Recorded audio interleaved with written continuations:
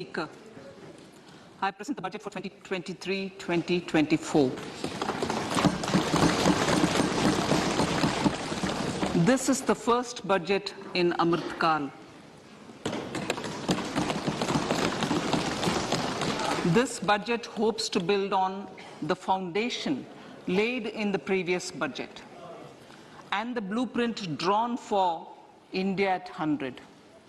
We envision a prosperous and inclusive India in which the fruits of development will reach all sections and citizens, especially our youth, women, farmers, OBCs, scheduled castes and scheduled tribes.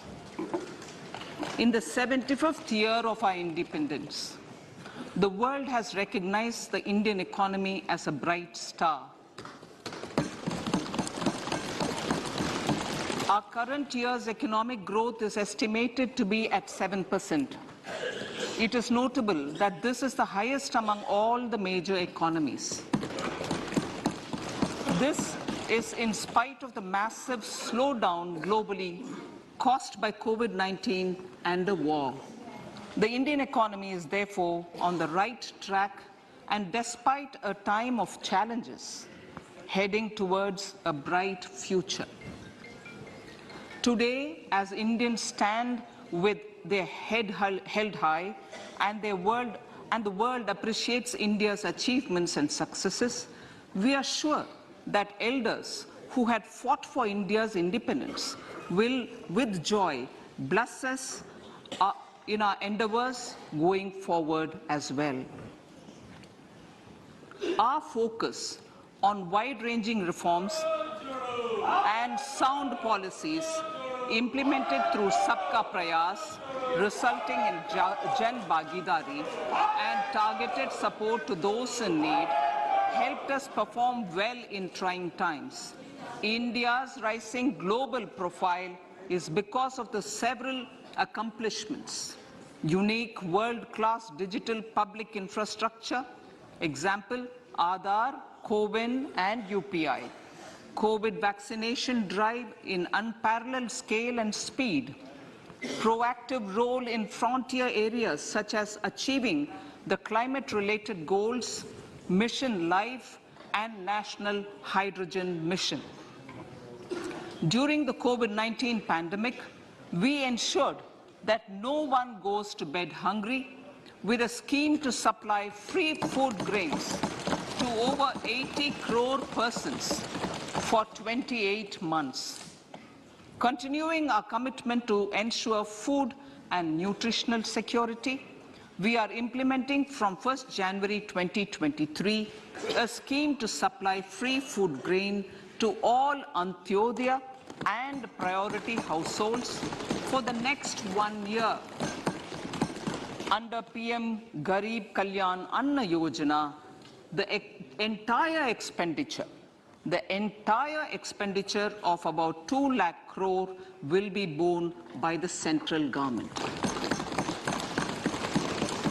In these times of global challenges, the G20 presidency gives us a unique opportunity to strengthen India's role in the world economic order. With the theme of Vasudhaiva Kutumbakam, we are steering an ambitious people-centric agenda to address global challenges and to facilitate sustainable economic development. The government's efforts since 2014 have ensured for all citizens a better quality of life and life of dignity. The per capita income has more than doubled to 1.97 lakh rupees. In these 9 years, the Indian economy has increased in size from being 10th to 5th largest in the world.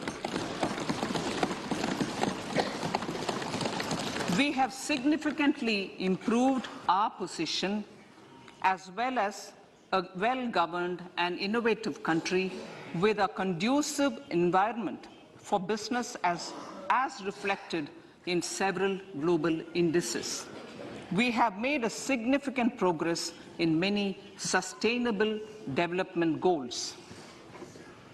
The economy has become a lot more formalized, as reflected in the EPFO membership, more than doubling to 27 crore, and rupees 7,400 crore digital payments of 126 lakh crore rupees through UPI in 2022. The efficient implementation of many schemes with universalization of targeted benefits has resulted in inclusive development.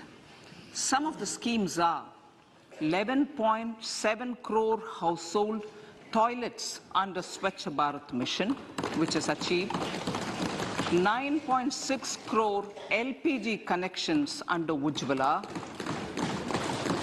220 crore COVID vaccination of 102 crore persons, 47.8 crore PM Jan Dhan bank accounts, insurance cover for 44.6 crore persons under PM Suraksha Bima and PM Jeevan Jyoti Yojana, and cash transfer of 2.2 lakh crores of rupees to 11.4 crore to over 11.4 crore farmers under PM Kisan Samman Nidhi. Our vision for the Amrit Kal includes technology-driven and knowledge-based economy with strong public finances and a robust financial sector. To achieve this, Jan Bhagidari through Sabka Saath, Sabka Prayas is essential. The economic agenda for achieving this vision focuses on three things. First, facilitating ample opportunities for citizens, especially the youth, to fulfill their aspirations. Second, providing strong impetus to growth and job creation. And third, strengthening macroeconomic stability. To service these focus areas in our journey to India at 100, we believe that the following four opportunities can be transformative during Amrit Kal. Economic empowerment of women. Deen Dayal Antyodaya Yojana National Rural Livelihood Mission has achieved remarkable success by mobilizing rural women into 81 lakh self-help groups. We will enable these groups to reach the next stage of economic empowerment through formation of large producer enterprises or collectives, with each having several thousand members and managed professionally. They will be helped with raw materials supply and for better design, quality, branding and marketing of their products. Through supporting these policies, they will be enabled to scale up their operations to serve the large consumer markets, as has been the case with the several startups growing into unicorns.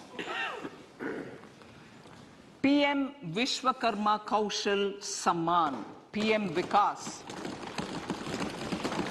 For centuries, traditional artisans and craftspeople who work with their hands using tools have brought renown for India. They're generally referred to as Vishwakarma. The art and the handicraft created by them represents the true spirit of Atmanirbhar Bharat. For the first time, a package of assistance for them has been conceptualized. The new scheme will enable them to improve the quality, scale, and reach of their products, integrating them with the MSME value chain. The components of this scheme will include not only financial support, but also access to advanced skill training, knowledge of modern digital techniques, and efficient green technologies, brand promotion, linkage with local and global markets, digital payments, and social security. This will greatly benefit the scheduled castes, scheduled tribes, OBCs, women, and people belonging to the weaker sections. Tourism. The country offers immense attraction for domestic as well as foreign tourists. There is a large potential to be tapped in tourism. The sector holds huge opportunities for jobs and entrepreneurship for youth in particular. Promotion of tourism will be taken up on mission mode with active participation of states, convergence of government programs, and public-private partnerships. Green growth.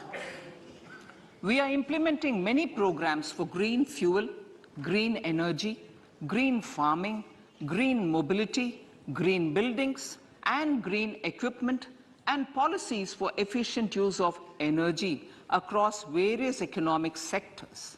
These green growth efforts help in reducing carbon intensity of the economy and provides for large-scale green job opportunities.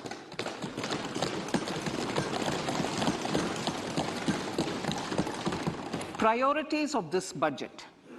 The budget adopts the following 7 priorities.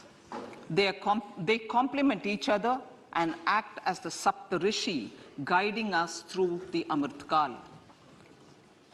Inclusive development, reaching the last mile, infrastructure and investment, unleashing the potential, green growth, youth power, and financial sector.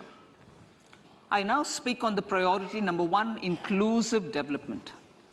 The government's philosophy of Sabka Saath, Sabka Vikas has facilitated inclusive development covering in specific farmers, women, youth, OBCs, scheduled castes, scheduled tribes, Divyangjan, and economically weaker sections, and overall priority for the underprivileged, Vanchiton ko Variyata.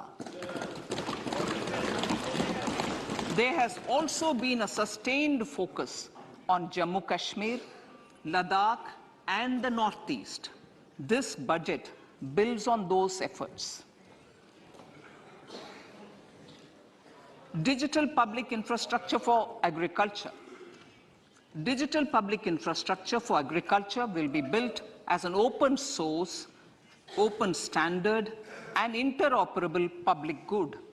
This will enable inclusive farmer-centric solutions through relevant information services for crop planning and health, improved access to farm inputs, credit and insurance, help for crop estimation, market intelligence, and support for growth of agri-tech industry and startups.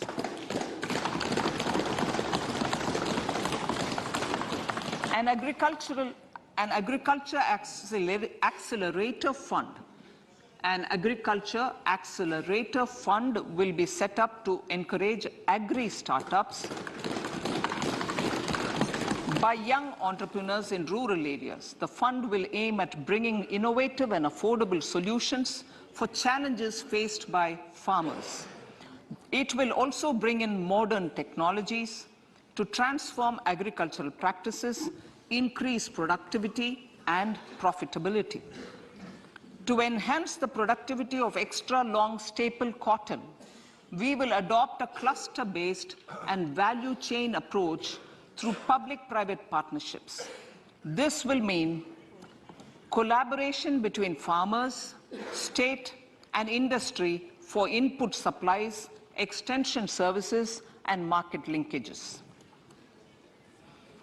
We will launch an Atmanirbhar Clean Plant program to boost availability of disease-free, quality planting material for high-value horticultural crops at an outlay of 2,200 crores. Global hub for millets, which are Sri Anna. India is the forefront.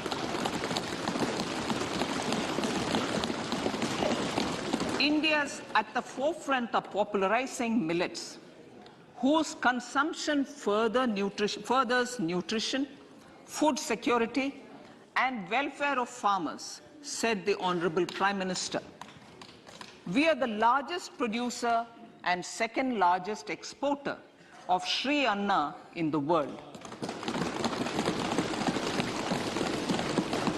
We grow several types of Sri Anna, such as Sri Anna Jowar, Sri Anna Ragi, Sri Anna Bajra, Sri Anna Kutu, Ramdana, Kangni, Kutni, Kutki, Kodo, China, and Sama. These have a number of health benefits and have been an integral part of our food for centuries. I acknowledge with pride the huge service done by small farmers in contributing to the health of fellow citizens by growing these Sri Anna.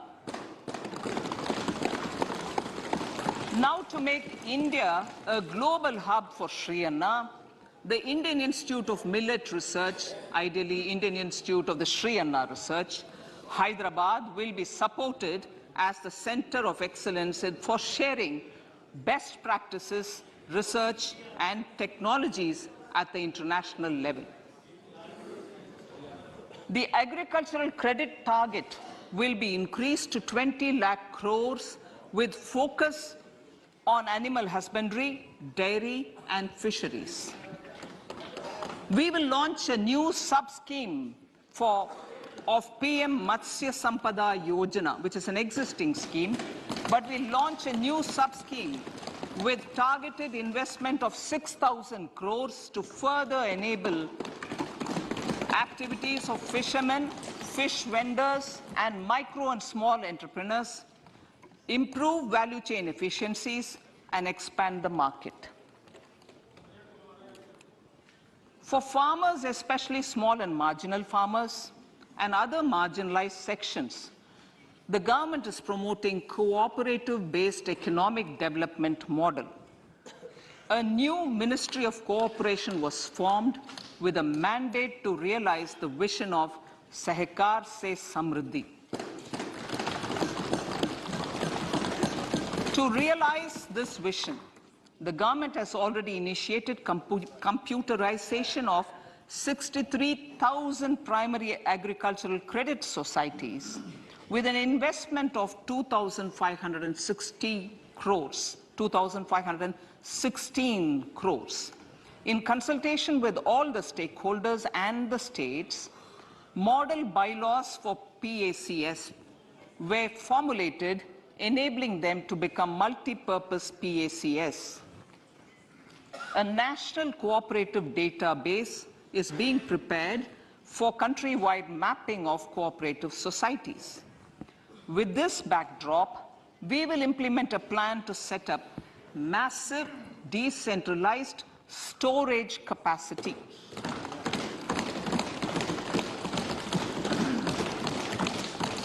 This will help farmers store their produce and realize remunerative prices through sale at appropriate times. The government will also facilitate setting up of a large number of multi-purpose cooperative societies, primary fishery societies, and dairy cooperative societies in uncovered panchayat and villages in the next 5 years.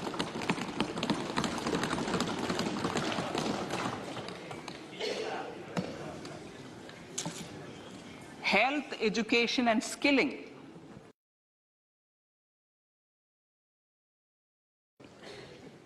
$157 new nursing colleges will be established in co-location with the existing 157 medical colleges established since 2014. A mission to eliminate sickle cell anemia by 2047 will be launched. It will entail awareness creation, universal screening of 7 crore people in the age group of 0 to 40 years in affected tribal areas, and counseling through collaborative efforts of central ministries and state governments.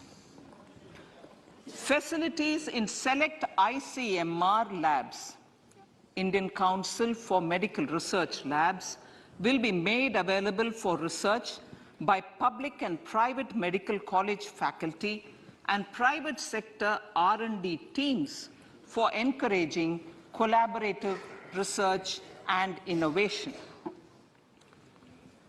A new program to promote research and innovation in pharmaceuticals will be taken up through centers of excellence. We shall also encourage industry to invest in research and development in specific priority areas. Dedicated multidisciplinary courses for medical devices will be supported in existing institutions to ensure availability of skilled manpower for futuristic medical technologies, high-end manufacturing, and research. Teachers' training. Teachers' training will be re-envisioned through innovative pedagogy, curriculum transaction, continuous professional development, dipstick surveys, and ICT implementation. The District Institute of Education and Training will be developed as vibrant institutes of excellence for this purpose.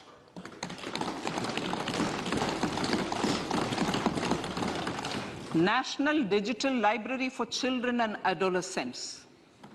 A National Digital Library for Children and Adolescents will be set up for facilitating availability of quality books across geographies, languages, genres, and levels, and device-agnostic accessibility. States will be encouraged to set up physical libraries for them at panchayat and ward levels and provide infrastructure for accessing the national digital library resources. Additionally, to build a culture of reading and to make up for pandemic time learning loss, the National Book Trust, the Children's Book Trust, and other sources will be encouraged to provide and replenish non-curricular titles in regional languages and in English to these physical libraries. Collaboration with NGOs that work in literacy will also be a part of this initiative to inculcate financial literacy. Financial sector regulators and organizations will be encouraged to provide age-appropriate reading material to these libraries. I move to priority 2, reaching the last mile. Prime Minister Vajpayee's government had formed the Ministry of Tribal Affairs and the Department of Development of Northeast Region to provide a sharper focus to the objective of reaching the last mile. Our government has formed the Ministries of Ayush, Fisheries, Animal Husbandry and Dairying, Skill Development, Jal Shakti and Cooperation.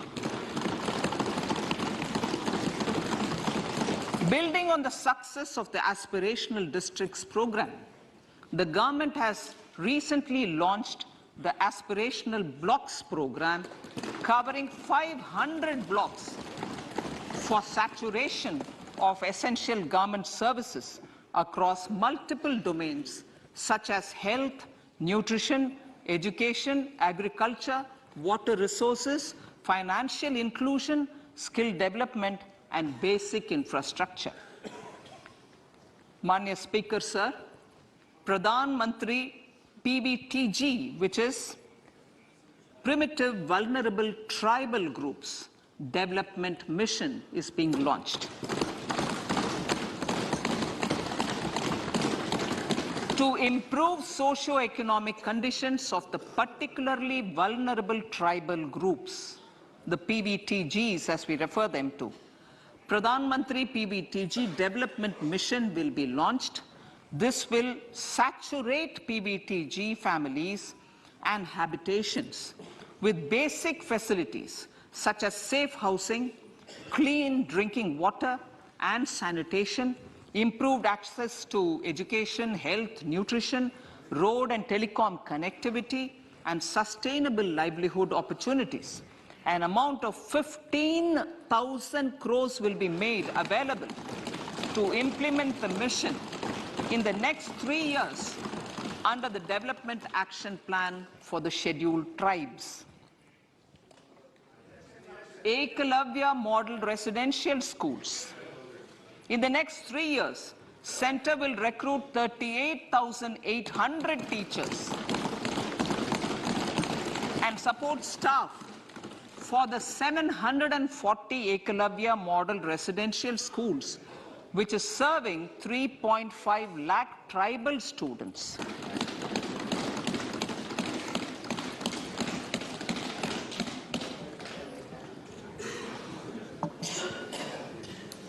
In the drought-prone central regions of Karnataka, central assistance of 5,300 crore will be given to Upper Bhadra project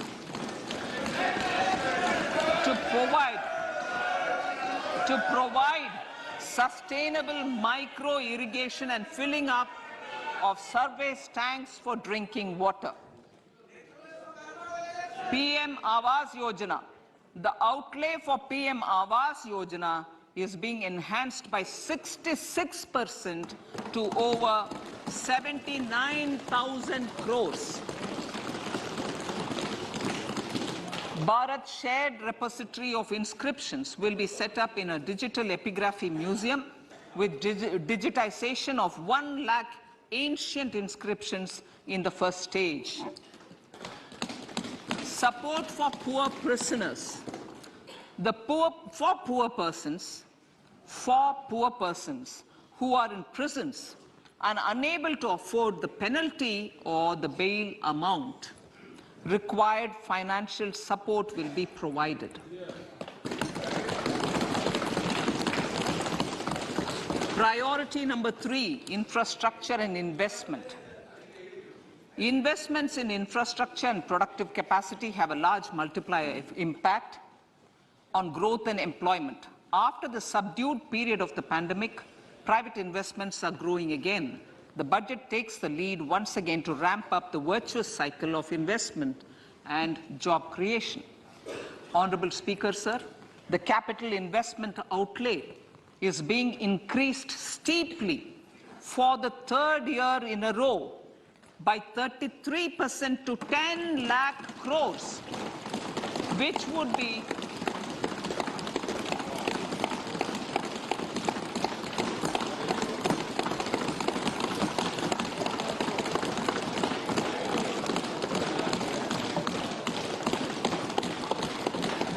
which would be 3.3% of GDP. This will almost be 3 times the outlay made in 2019-20.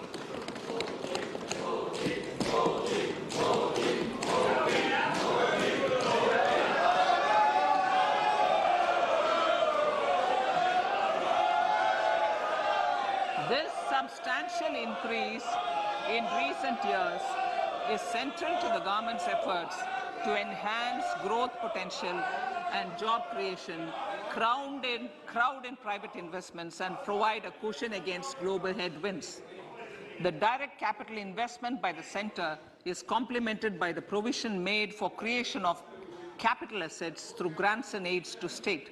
The effective capital expenditure of the center is budgeted at 13.7 lakh crore rupees, which will be 4.5% of GDP.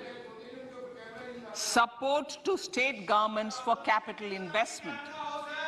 I have decided to continue the 50-year interest-free loan to state governments for 1 more year to spur investment in infrastructure and to incentivize them for complementary policies actions with a significantly enhanced outlay of 1.3 lakh crores. The newly established Infrastructure Finance Secretariat will assist all stakeholders for more private investment in infrastructure, including railways, roads, urban infrastructure and power, which are predominantly depend on public resources. The harmonized master list of infrastructure will be reviewed by an expert committee for recommending the classification and financing framework suitable for Amrit Kal. A capital outlay, I'm talking about railways now, sir, Honorable Speaker, railways. A capital outlay of 2.40 lakh crores has been provided for the railways. This is the highest ever outlay this highest ever outlay is about 9 times the outlay made in 2013-14. 100 critical transport infrastructure projects for last and first mile connectivity for ports, coal, steel, fertilizer and food grain sectors have been identified. They will be taken up on priority with investment of 75,000 crores, including 15,000 crore from private sources. 50 additional airports, heliports, water aerodromes, and advanced landing grounds will be revived for improving regional air connectivity.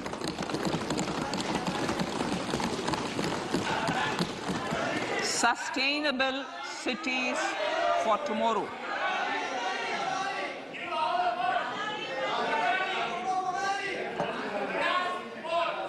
States and cities will be encouraged to undertake urban planning reforms and actions to transform our cities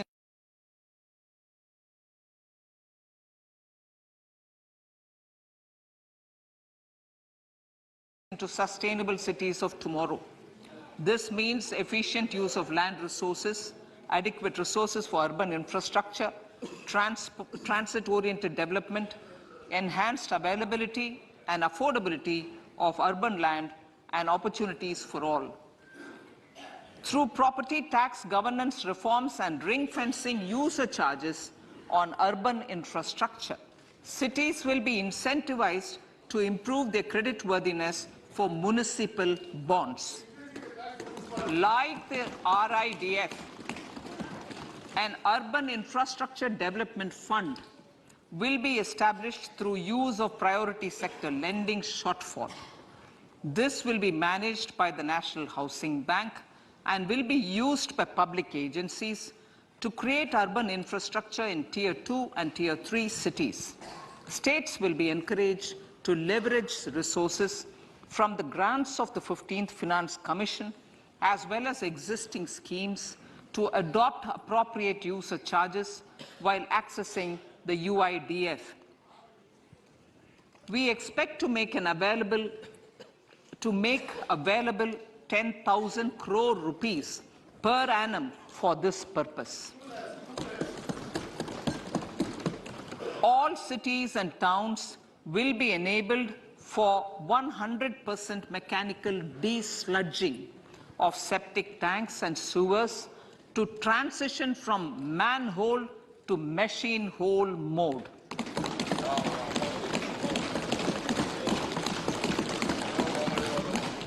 Enhanced focus will be provided for scientific management of dry and wet waste. Honorable Speaker, sir, our Prime Minister had said, good governance is the key to a nation's progress. Our government is committed to providing a transparent and accountable administration which works for the betterment and welfare of common citizens. Mission Karma Yogi. Under Mission Karma Yogi, centre, states and the union territories are making and implementing capacity building plans for civil servants. The government has also launched an integrated online training platform, I Got Karma Yogi, to provide continuous learning opportunities for lakhs of government employees to upgrade their skills and facilitate people-centric approach. Sir, for enhancing ease of doing business, more than 39,000 compliances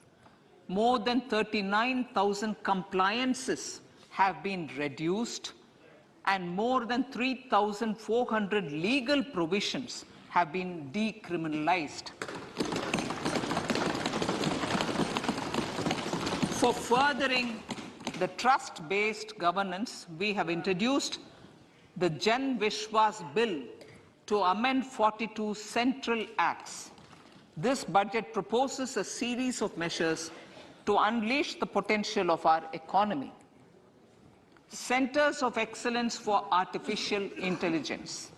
For realizing the vision of Make AI in India and Make AI Work for India, 3 centers of excellence for artificial intelligence will be set up in top educational institutions. Leading industry players will partner in conducting interdisciplinary research, develop cutting-edge applications, and scalable problem solutions in the areas of agriculture, health, and sustainable cities. This will galvanize an effective AI ecosystem and nurture quality human resources in the field. National Data Governance Policy. To unleash innovation and research by startups and academia, a national data governance policy will be brought out. This will enable access to anonymized data. The KYC process will be simplified, adopting a risk-based instead of one-size-fits-all approach. The financial sector regulators will also be encouraged to have a KYC system fully amenable to meet the needs of digital India. One-stop solution for identity and address updating. A one-stop solution for reconciliation and updating of identity and address of individuals maintained by various government agencies, regulators, and regulated entities will be established using DigiLocker service and Aadhaar as foundational identity. Speaker, sir, common business identifier. For the business establishments required to have a permanent account number, the PAN will be used as the common identifier for all digital systems of specified government agencies. This will bring ease of doing business, and it will be facilitated through a legal mandate. For obviating the need for separate submission of same information to different government agencies, a system of unified filing process will be set up. Such filing of information or return in simplified forms on a common portal will be shared with other agencies as per the filer's choice. Vivad Se Vishwas 1. Relief for MSMEs. In cases of failure by MSMEs to execute contracts during the COVID period, 95% of the forfeited amount relating to the bid or performance security will be returned to them by government and government undertakings. This will provide relief to the MSMEs. Vivad Se Vishwas 2.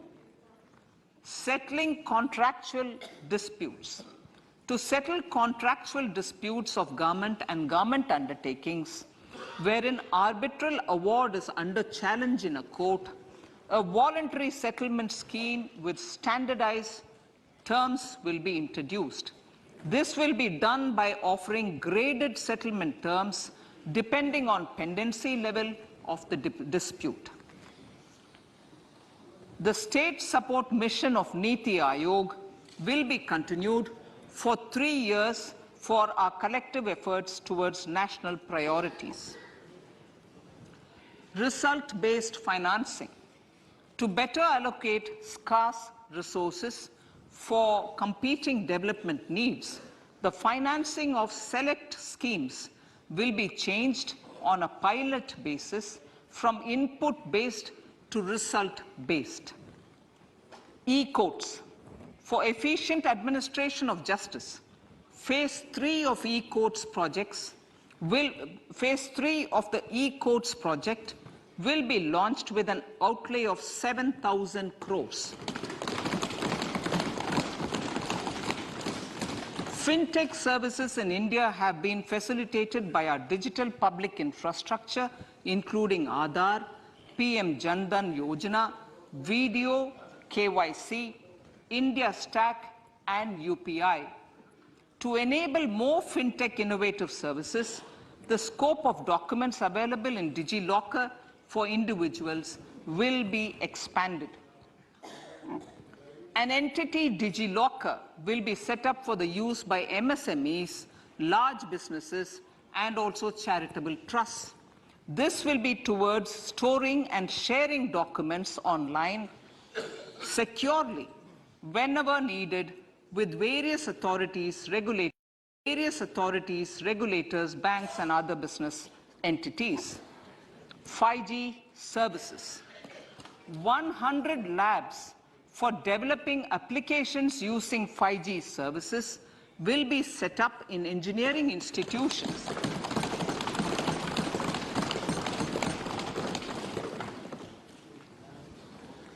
To realize a new range of opportunities, business models, and employment potential, the labs will cover, among others, applications such as smart classrooms, precision farming, intelligent transport systems, and healthcare applications.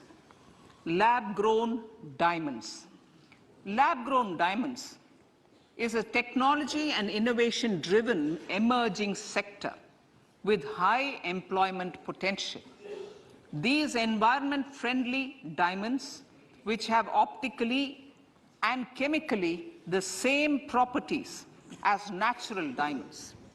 To encourage indigenous production of LGD, lab-grown diamond seeds and machines, and to reduce import dependency, a research and development grant will be provided to one of the IITs for 5 years. To reduce the cost of production, a proposal to review the custom duty on LGD seeds will be indicated in Part B of the speech. I come to the fifth priority, Honorable Speaker, sir, green growth. Honorable Prime Minister has given a vision for life or lifestyle for environment to spur a movement of environmentally conscious lifestyle. India is moving forward firmly for the Panchamrit, the net zero carbon emission by 2070 to usher in green industrial and economic transition. This budget builds on our focus on green growth. The recently launched National Green Hydrogen Mission, with an outlay of 19,700 crores, will facilitate transition of the economy to low carbon intensity, reduce dependence on fossil fuel imports, and make the country assume technology and market leadership in this sunrise sector. Our target is to reach an annual production of 5 MMT by 2030. Energy transition. This budget provides for 35,000 crores for priority capital investment towards energy transition and net zero objectives and energy security by Ministry of Petroleum and Natural Gas. To steer the economy on sustainable development path, battery energy storage systems with capacity of 4,000 MWh will be supported with viability gap funding. A detailed framework for pumped storage projects will also be formulated. Renewable energy evacuation.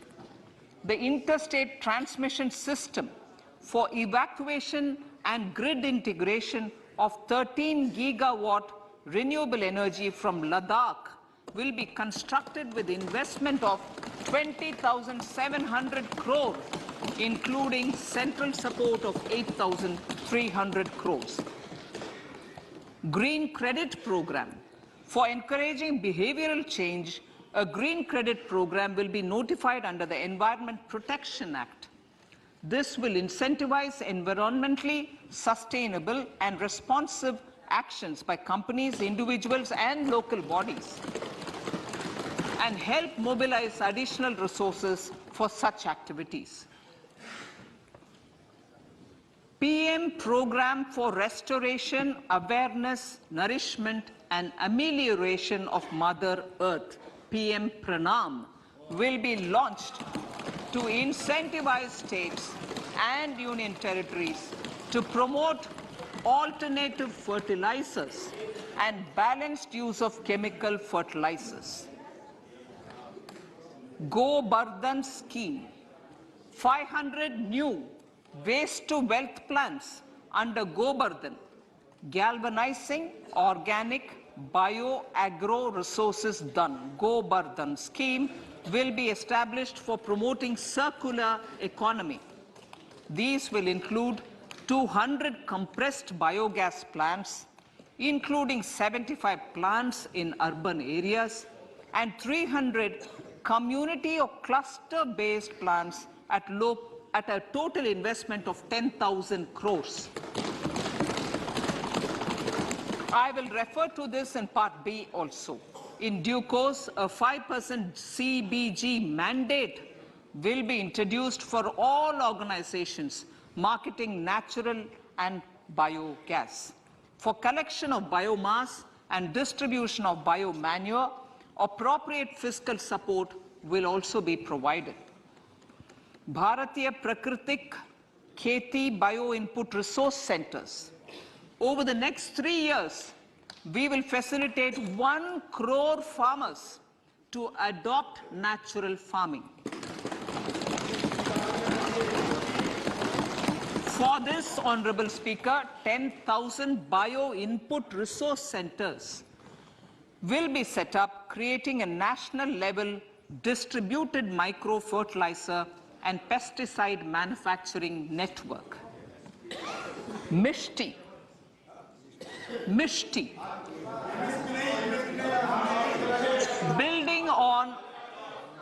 Building on India's success in afforestation, mangrove initiative for shoreline habitats and tangible incomes, Mishti, will be taken up for mangrove plantation along the coastline and on salt pan lands wherever feasible through convergence between Manrega, Campa, Fund and other sources. Amrit Dharohar. Wetlands are vital ecosystems which sustain biological diversity. In his latest Mann Ki Baat, the Prime Minister said, now, I quote, now the total number of Ramsar sites in our country has increased to 75, whereas before 2014, there were only 26, unquote.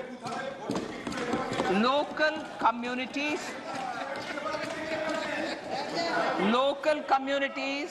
have always been at the forefront of conservation efforts. The government will promote their unique conservation values through Amrit Dharohar, a scheme that will be implemented over the next 3 years to encourage optimal use of wetlands and enhance biodiversity, carbon stock, ecotourism opportunities, and income generation for local communities. Coastal shipping. Coastal shipping will be promoted as the energy efficient and lower cost mode of transport both for passengers and freight, through PPP mode with viability gap funding. Vehicle replacement. Vehicle replacement is an important continuing policy, replacing the old political,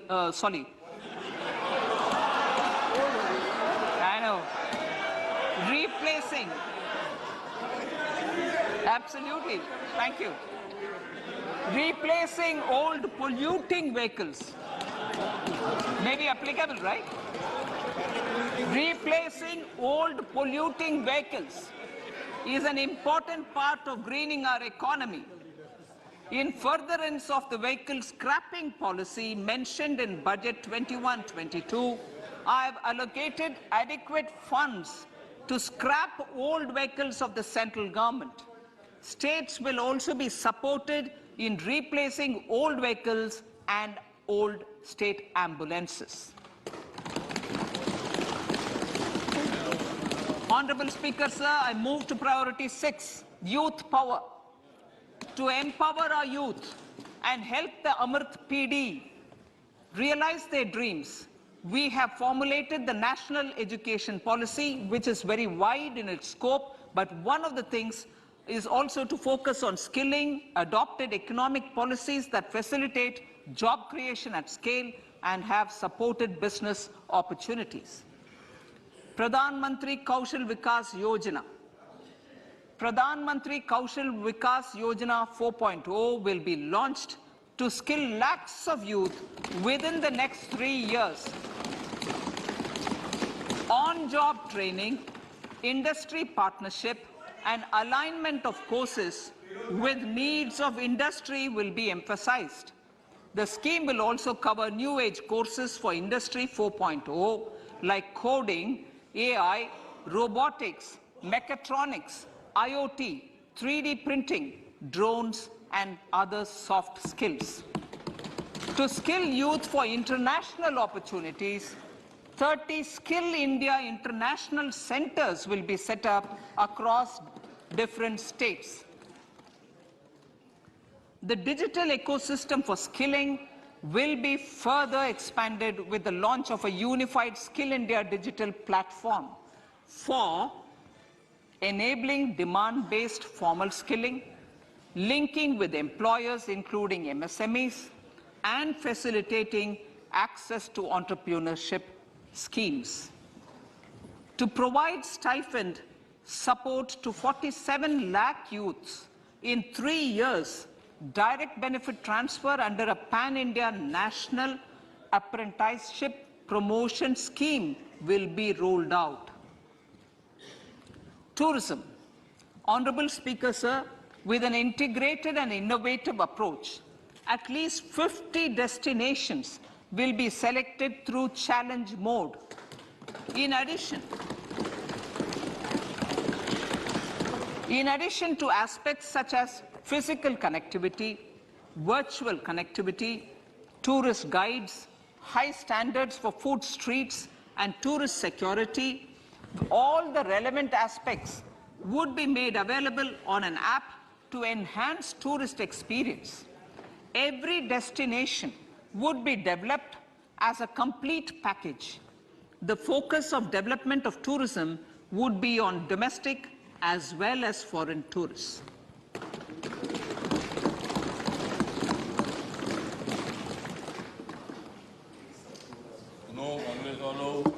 Sector-specific skilling and entrepreneurship development will be dovetailed to achieve the objectives of Dekho Apna Desh initiative. This was launched as an appeal by the Honorable Prime Minister to the middle class to prefer domestic tourism over international tourism. The integrated development of theme-based tourist circuits, the Swadesh Darshan scheme, was also launched. Under the Vibrant Villages program, tourism infrastructure and amenities will be facilitated in border villages. Unity Mall. States will be encouraged to set up a Unity Mall in their state capital or most prominent tourism center or the financial capital for promotion and sale of their one district, one product and GI products and other handicraft products, and for providing space for such products of all other states as well. Sir, priority number 7, financial sector. Our reforms in the financial sector and innovative use of technology have led to financial inclusion at scale, better and faster service delivery, ease of access to credit, and participation in financial markets. This budget proposes to further these measures. Credit guarantee for MSMEs. Last year, I proposed revamping of the credit guarantee scheme for the MSMEs. I am happy to announce that the revamped scheme will take effect from 1st April 2023 through infusion of 9,000 crores in the corpus. This will enable additional collateral-free guaranteed credit of 2 lakh crores of rupees. Further, the cost of credit will be reduced by about 1%. A national financial information registry will be set up to serve as a central repository of financial and ancillary information. This will facilitate efficient flow of credit, promote financial inclusion, and foster financial stability. A new legislative framework will govern this credit public infrastructure and will be designed in consultation with the RBI.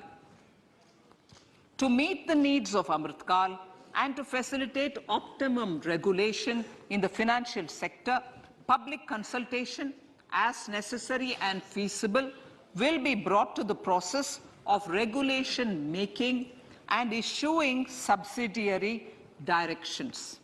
To simplify, to ease, and to reduce cost of compliance, financial sector regulators will be requested to carry out a comprehensive review of existing regulations. For this, they will consider suggestions from public and regulated entities. Time limits to decide the application under various regulations will also be laid down.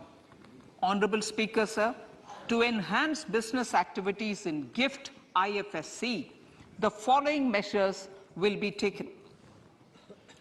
Delegating powers under the SEZ Act to the IFSCA to avoid dual regulation. Setting up a single window IT system for registration and approval of IFSCA, SEZ authorities, GSTN, RBI, SEBI, and IRDAI. Permitting acquisition financing by IFSC banking units of foreign banks. Establishing a subsidiary of Exim Bank for trade refinancing. Amending IFSCA Act for statutory provisions for arbitration, ancillary services, and avoiding dual regulation under the SEZ Act, and recognizing offshore derivative instruments as valid contracts. Honorable Speaker, sir, data embassy. For countries looking for digital continuity solutions, we will facilitate setting up of their data embassies in GIFT IFSC.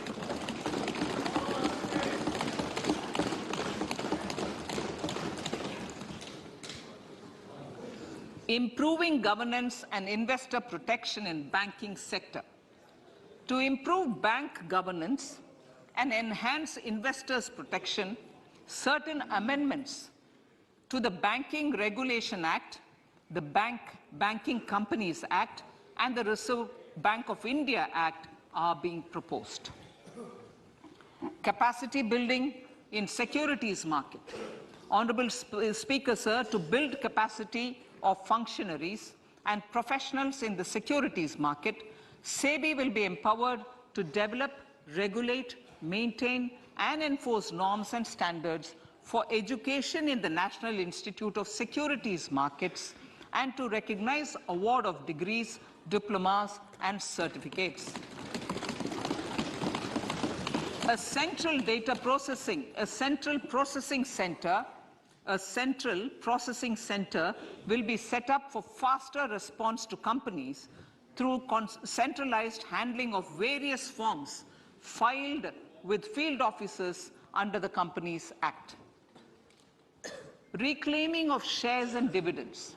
For investors to reclaim unclaimed shares and unpaid dividends from the Investor Education and Protection Fund Authority with ease, from the Investor Education and Protection Fund Authority with ease, an integrated IT portal will be established. Digital payments continue to find wide acceptance. In 2022, they show an increase of 76% in transaction and 91% in value. Fiscal support for this digital public infrastructure will continue in 2023-2024. Azadi Ka Amrit Mahotsav, Mahila Samman Bachat Patra. For commemorating Azadi Ka Amrit Mahotsav, a one-time new small savings scheme, Mahila Samman Savings Patra or Savings Certificate, Mahila Samman Savings Certificate will be made available for a 2-year period up to March 2025. This will offer deposit facility up to 2 lakh in the name of a woman or girls for a tenure of 2 years at fixed interest rate of 7.5% with partial withdrawal option. Senior citizens. The maximum deposit limit for senior citizens savings scheme will be enhanced from 15 lakh to 30 lakhs of rupees. The maximum deposit limit for monthly income account scheme will be enhanced from 4.5 lakh to 9 lakh for single account and from 9 lakh to 15 lakh for joint account. Honorable Speaker, sir, fiscal management. 50 years interest-free loan to states. The entire 50-year loan to states has to be spent on capital expenditure within 2023-24. Most of this will be at the discretion of the states, but a part will be conditional on states increasing their actual capital expenditure. Parts of the outlay will also be linked to or allocated for the following purposes: scrapping old government vehicles, urban planning reforms and actions, financing reforms in urban local bodies to make them credit-worthy for municipal bonds, housing for police personnel above or as part of the police station, constructing unity malls, children and adolescent libraries and digital infrastructure, and state share of capital expenditure of central schemes. Honorable Speaker, sir, fiscal deficit of states. States will be allowed a fiscal deficit of 3.5% of GSDP, of which 0.5% will be tied to power sector reforms. Revised estimates 2022 to 2023. The revised estimate, Honorable Speaker, sir, of the total receipts other than borrowing is 24.3 lakh crores, of which the net tax receipts are 20.9 lakh crores. The revised estimate of the total expenditure is 41.9 lakh crores of rupees, of which the capital expenditure is about 7.3 lakh crores. The revised estimate of the fiscal deficit is 6.4% of GDP, adhering to the budget estimate.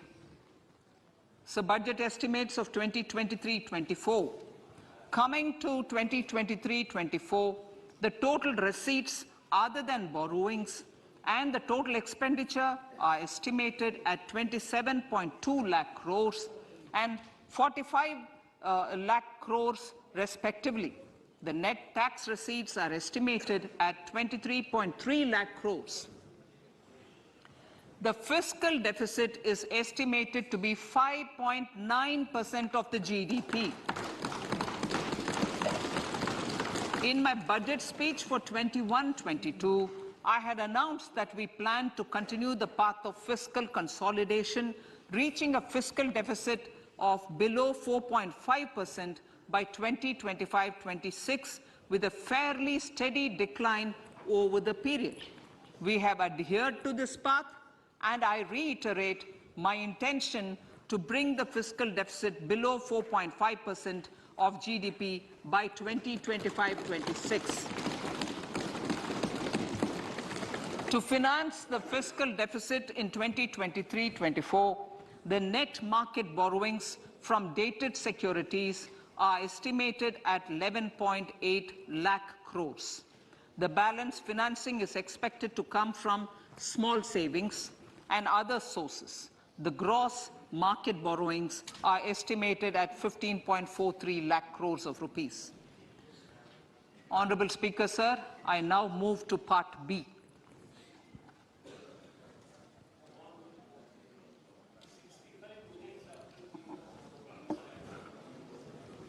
Indirect taxes. My indirect tax proposals will aim to promote exports, boost domestic manufacturing, enhance domestic value addition, encourage green energy and mobility. A simplified tax structure with fewer tax rates helps in reducing compliance burden and improving tax administration. I propose to reduce the number of basic customs duty rates on goods other than textiles and agriculture from 21 to 13. As a result, there are minor changes in the basic custom duties, cesses and surcharges on some items including toys, bicycle, automobiles and naphtha. Green mobility. To avoid cascading of taxes on blended compressed natural gas, I propose to exempt excise duty on GST paid compressed biogas contained in it. To further provide impetus to green mobility, customs duty exemptions is being extended to import of capital goods and machinery required for manufacture of lithium-ion cells for batteries used in electrical vehicles as well. Electronics. As a result of various initiatives of the government, including phased manufacturing program, mobile phone production in India has increased from 5.8 crore units valued at about 18,900 crore in 2014-15 to 31 crore units valued at 2,75,000 crore in the last financial year. To further deepen domestic value addition in manufacturing of mobile phones, I propose to provide relief to customs duty. I propose to provide relief in customs duty on import of certain parts and inputs like camera lens, and continue the concessional duty on lithium-ion cells for batteries for another year. Similarly, to promote value addition in manufacture of televisions, I propose to reduce the basic customs duty on parts of open cells of TV panels to 2.5%. Electrical. To rectify inversion of duty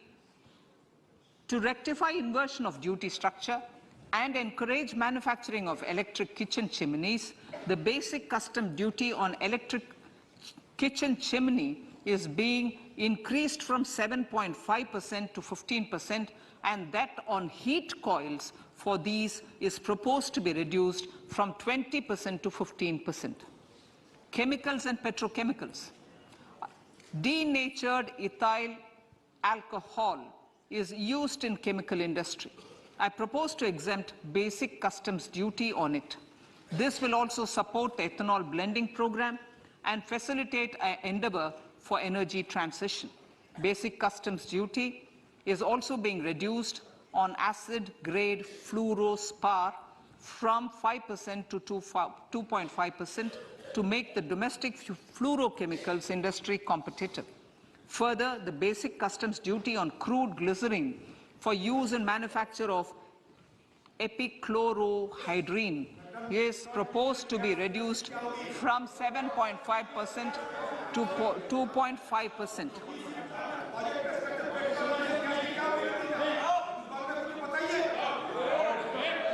Marine products.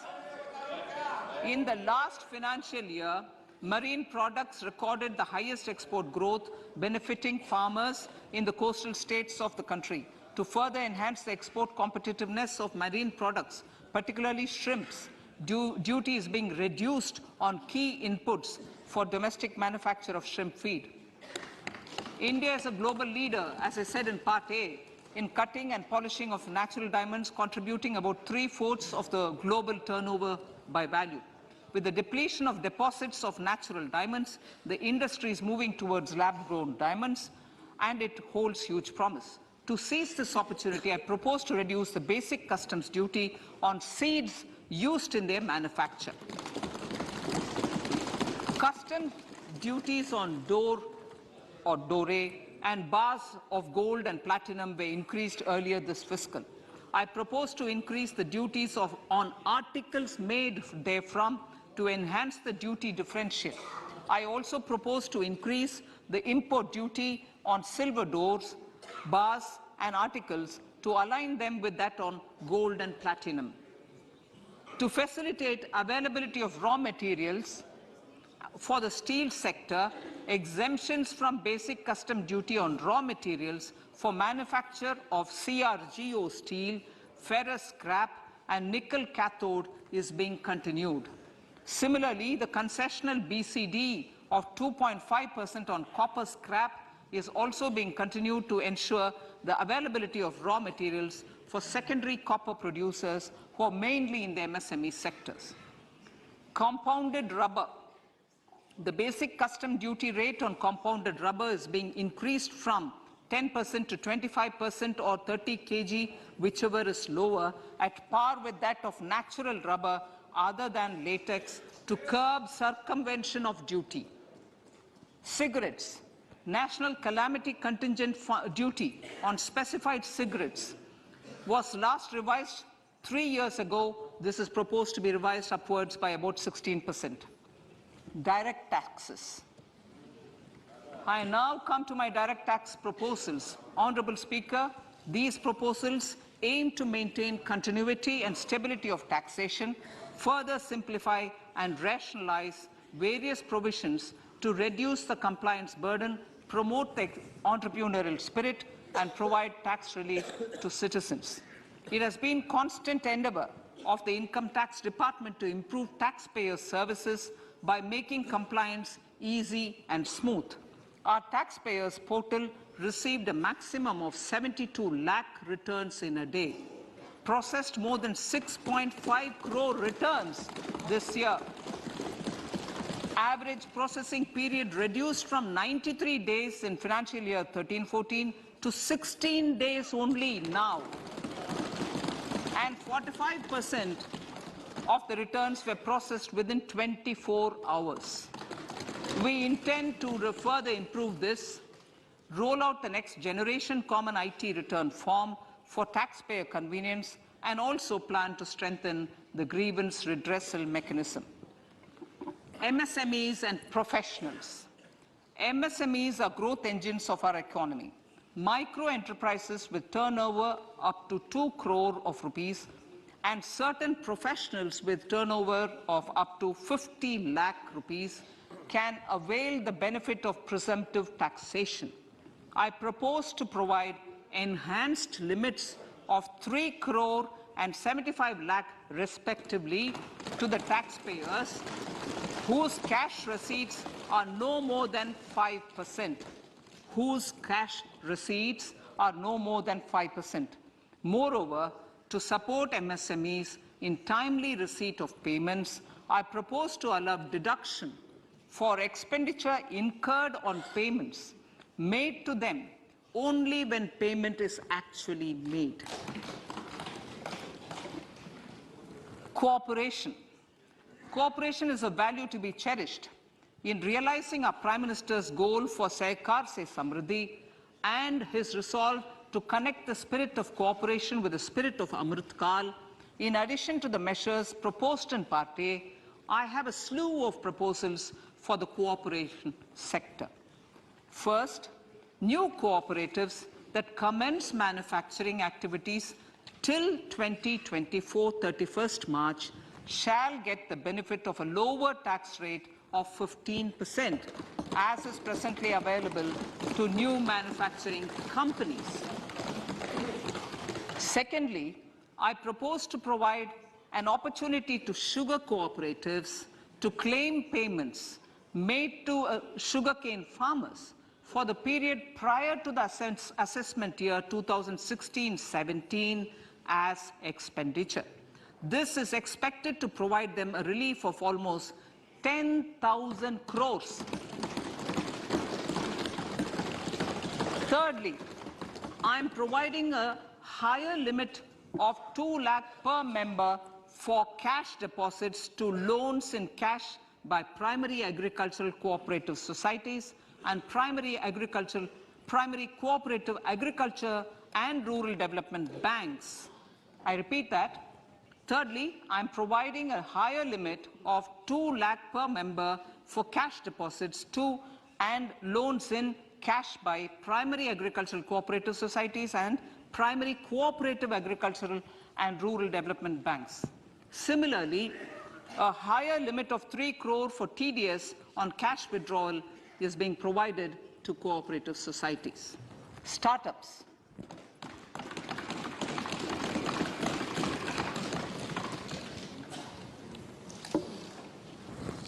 Entrepreneurship is vital for a country's economic development. We have taken a number of measures for startups and they have borne results. India is now the third largest ecosystem for startups globally and ranks second in innovation quality among middle-income countries.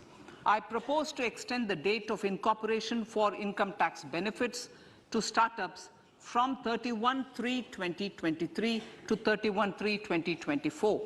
I further propose to provide the benefit of carry forward of losses on change of shareholding of startups from 7 years of incorporation to 10 years.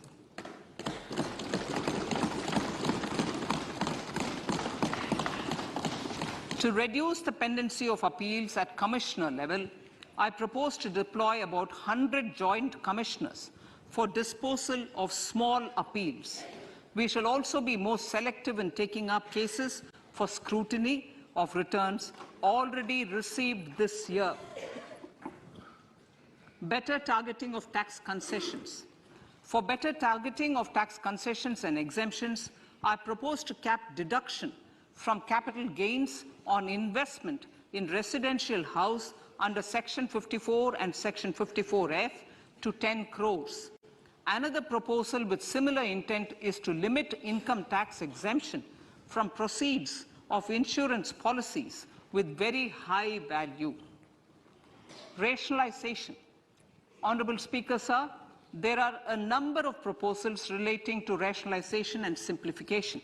Income of authorities, boards and commissions set up by statutes of union or state for the purpose of housing, development of cities, towns and villages, and regulating and developing an activity or matter is proposed to be exempted from income tax. Other major measures in this direction are removing the minimum threshold of 10,000 for TDS and clarifying taxability relating to online gaming, not treating conversion of gold into electronic gold receipts and vice versa as capital gains, reducing the TDS rate from 30% to 20% on taxable portion of EPF withdrawals in non-PAN cases, and taxation on income for market-linked debentures. Other major proposals in the finance bill relate to the following: extension of period of tax benefits to funds relocating to IFSC, GIFT City till 31/3/2025, decriminalization under Section 276A of the Income Tax Act, allowing carry forward of losses on strategic disinvestment, including that of IDBI Bank, and providing EEE status to Agnivir Fund. Personal income tax.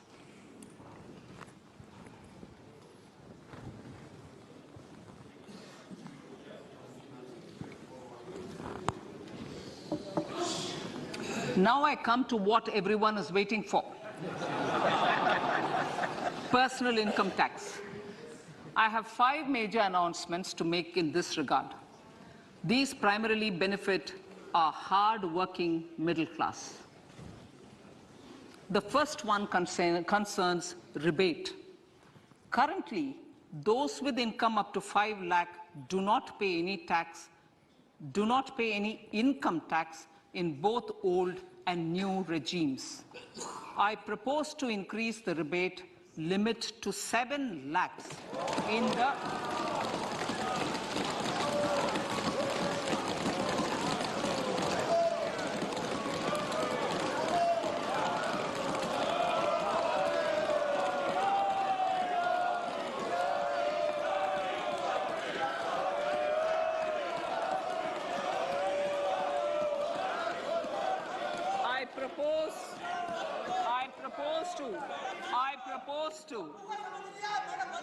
I propose to increase the rebate limit to 7 lakh in the new tax regime. Thus, persons in the new tax regime with income up to 7 lakhs will not have to pay any tax at all. The second proposal relates to middle-class individuals. I had introduced in the year 2020 the new personal income tax regime with 6 income slabs starting from 2.5 lakh. I propose to change the tax structure in this regime by reducing the number of slabs to 5 and increasing the tax exemption limit to 3 lakhs. The new tax rates are 0 to 3 lakh, nil. 3 to 6 lakhs, 5%. 6 to 9 lakhs, 10%. 9 to 12 lakh, 15%. 12 to 15 lakhs, 20%. And above 15 lakhs, 30%. This will provide major relief to all taxpayers in the new regime. An individual with an annual income of 9 lakhs will be required to pay only 45,000 rupees. This is only 5% of his or her income. It is a reduction of 25% on what he or she is required to pay now. That is 60,000. So in the place of 60,000, it is now only 45,000. Similarly, an individual with an income of 15 lakh rupees would be required to pay only 1.5 lakh or 10% of his income or her income, a reduction of 20% from the existing liability of 1,87,500 rupees.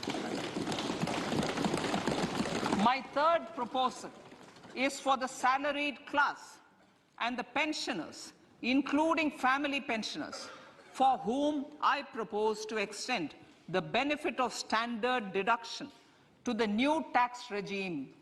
Each salaried person with an income of 15.5 lakh rupees or more will thus stand to benefit by 52,500 rupees.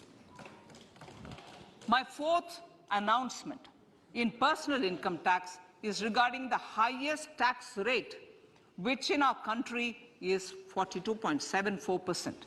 This is among the highest in the world. I propose to reduce the highest surcharge. Rate from 37% to 25% in the new tax regime.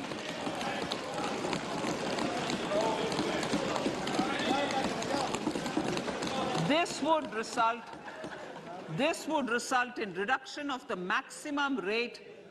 This would result in the reduction of the maximum tax rate to 39%. Lastly, the limit of 3 lakh rupees for tax exemption on leave encashment on retirement of non-government salaried employees was last fixed in the year 2002, when the highest basic pay in the government was only 30,000 rupees per month. In line with the increase in the government salaries, I am proposing to increase this limit to 25 lakh rupees.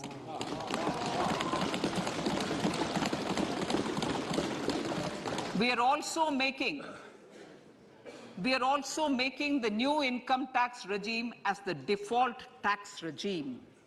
However, citizens will continue to have the option to avail the benefit of the old tax regime.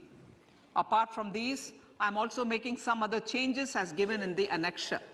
As a result of these proposals, revenue of about 38,000 crore to 37,000 crore in direct taxes and rupees 1,000 crore in indirect taxes will be foregone, while revenue of about 3,000 crore will be additionally mobilized. Thus, the total revenue foregone is about 35,000 crores annually. Honorable Speaker, sir, with these words, I commend the budget to this August House.